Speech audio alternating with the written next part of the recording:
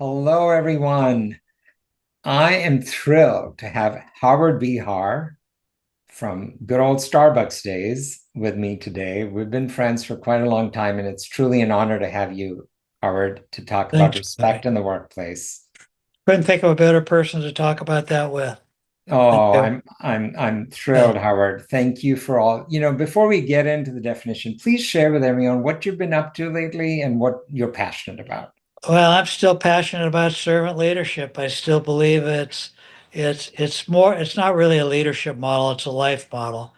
And I think that if we can all come to grips with that we're here to serve each other, it can change how we relate to each other, change how we accomplish things together. So I'm still promoting it, and I've been a student of it for 60 years, and I continue to grow and learn about servant leadership. So Thank you, Howard. I absolutely experienced how you've held that flag up for us, yeah. and I have been persistent in the importance of servant leadership. Yeah. And to me, I am, of course, also a big advocate for it and ties very well with the respect quotient. So please share with us, how do you define respect in the workplace, Howard?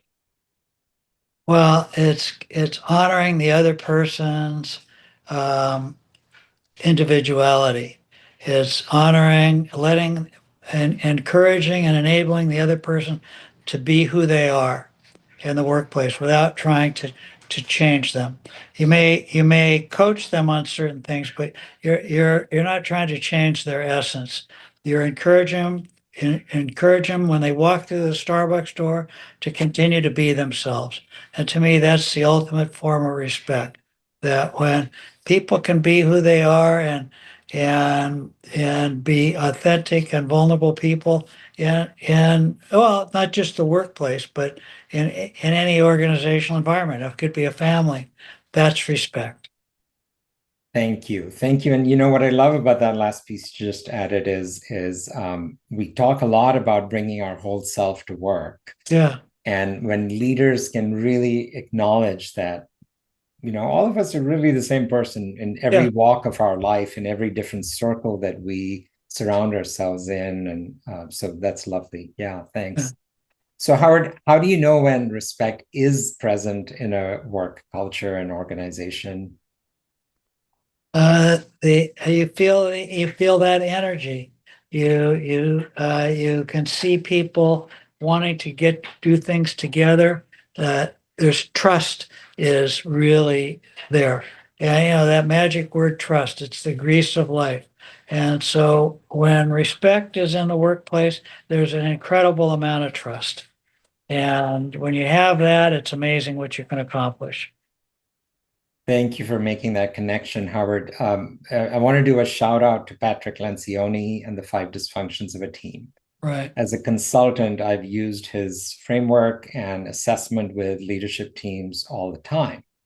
And it was also this recognition or aha I had around, yes, trust is the foundation of getting up to the top of that pyramid of results. Right. However, it was missing respect. And that's the Yeah. contribution I want to bring to the Yeah. world is to Yeah. say that, there is a distinction. So could you Yeah. speak a little bit about the distinction between respect and trust?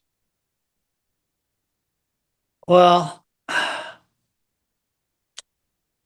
I think taking trust out of the individual aspect, right? I trust you, you trust me. We've known each other for a long time.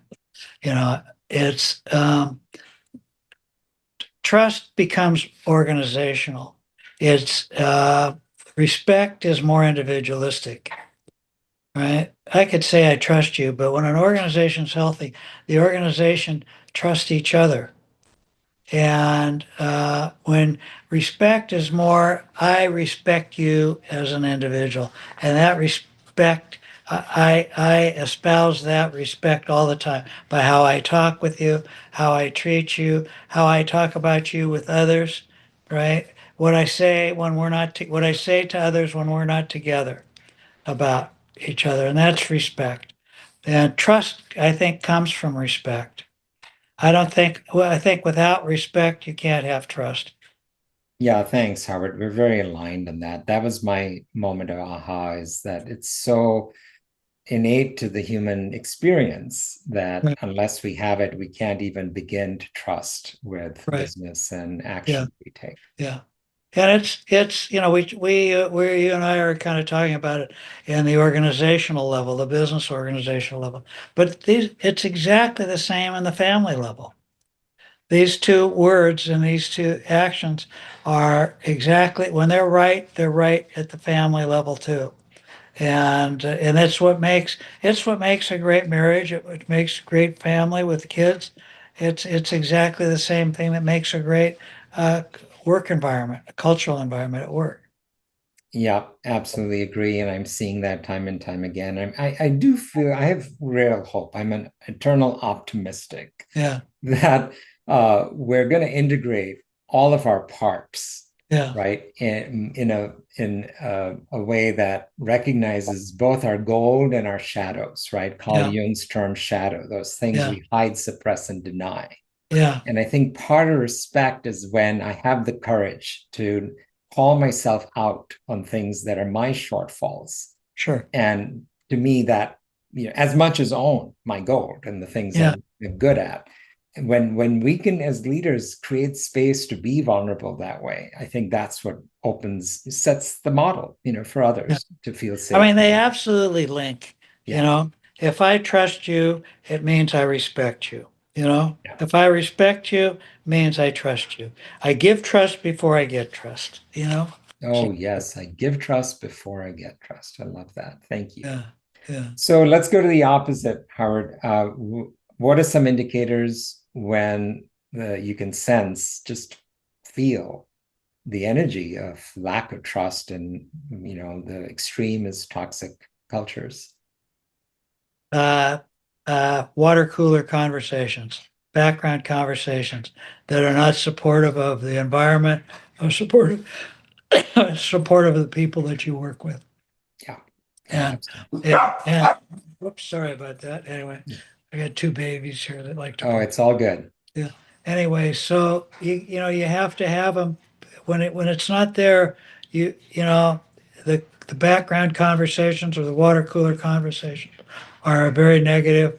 You come out of a meeting and you start to uh, criticize what took place in the meeting, and it breaks down trust.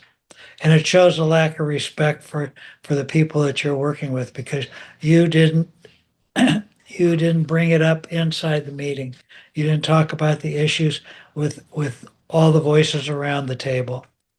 Yep, absolutely. And if I could layer how that works from the bottom up, right? Yeah, Early career right. stage people all Yeah, the way up to the executive yeah, C-suite, that it's the same thing. Is like yeah, if that junior person is pointing upward and saying that's out of my pay grade, and yeah. that's an indicator of like there's an ownership, right? Yes, So I right. think we want everyone, every part of a family, every part of a company to Yeah, take ownership for their part in contributing to yeah.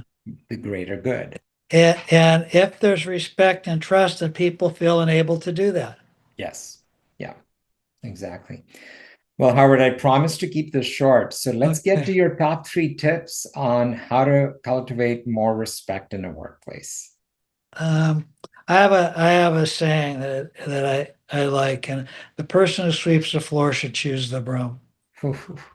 So if you want to enable trust and respect in the workplace, then you have to enable your people or the people that you work with to choose their own broom in their area of expertise, or sometimes not their area of expertise. And you have to trust that they have the best of intent and their intentions are you can feel them, you hear them, and they live up to those intentions. So you hire somebody great, you bring them in, then and you hire them to sweep floors. Who knows better what broom to choose than the person that's doing the work? And when you enable that in a workplace, it's amazing what happens.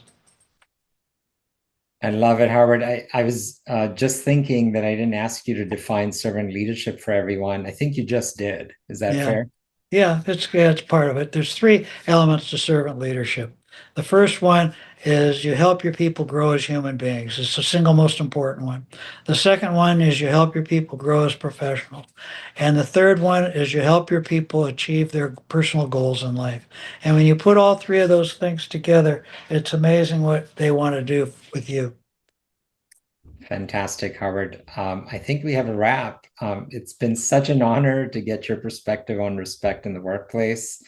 Wishing you the best, my friend. Thank you. All right, Bobby, nice to see you again. Thank you very much for including me. I appreciate it. I'm honored. Thanks, Howard.